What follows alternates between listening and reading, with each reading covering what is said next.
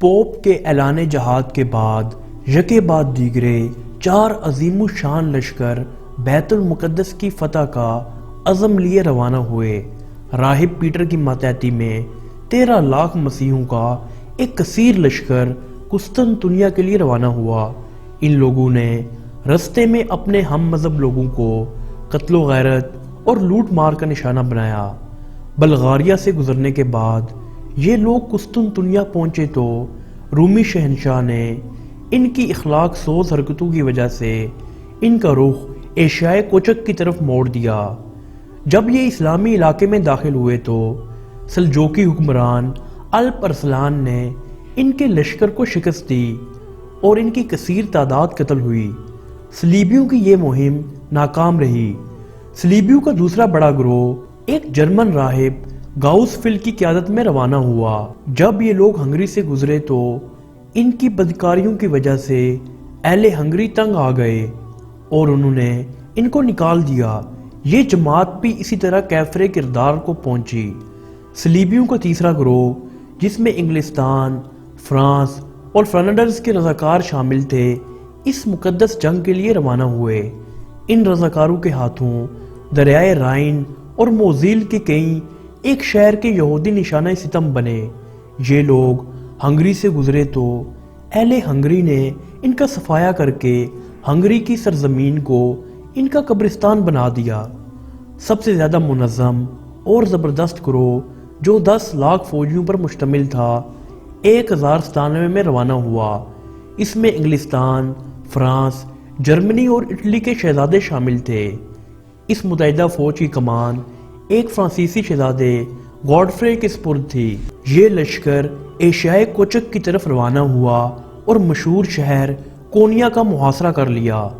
الپ ارسلان نے شکست کھائی، فتح مند مسیح پیش قدمی کرتے ہوئے انطاکیہ پہنچ گئے۔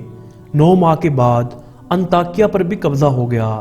وہاں کی تمام مسلم آبادی کو تباہ کرتے ہوئے صلیبیوں نے مسلمانوں پر شرمناک مظالم ڈھائے۔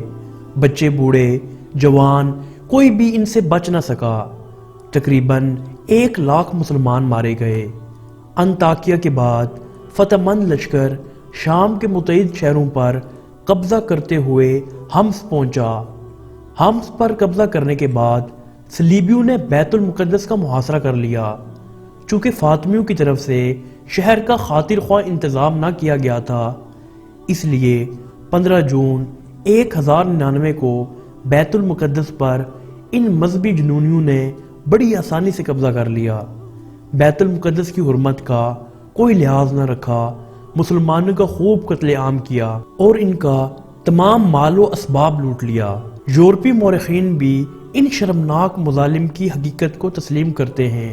مسیحیوں کا مسلمانوں کے ساتھ سلوک اس رویے سے بالکل الٹ تھا جو حضرت عمر فاروق نے چند صدیاں پیشتر بیت المقدس کی فتح کے وقت مسیحیوں سے اختیار کیا تھا۔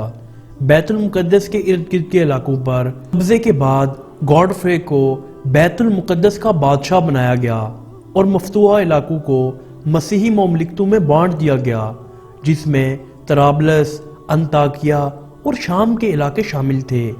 اس شکست کا سب سے بڑا سبب مسلمانوں کی باہمی نا اتفاقی تھی، بد نظمی اور انتشار کا عمل تھا۔ سلجوکیوں کے انتشار کے دوران عماد الدین زنگی کی زبردست شخصیت ابھری۔ عماد الدین نے زنگی حکومت کی بنیاد ڈالی اور مسلمانوں کو پھر حیات نو بخشی۔ موصل، حران، حلب وغیرہ کے علاقوں کو فتح کر کے زنگی نے اپنی سلطنت میں شامل کر لیا۔ عماد الدین نے جس جرأت اور حوصلہ مندی سے صلیبیوں کا مقابلہ کیا اور ان کو زبردست شکستیں دیں وہ تاریخ اسلام کا قابل فخر باب ہے۔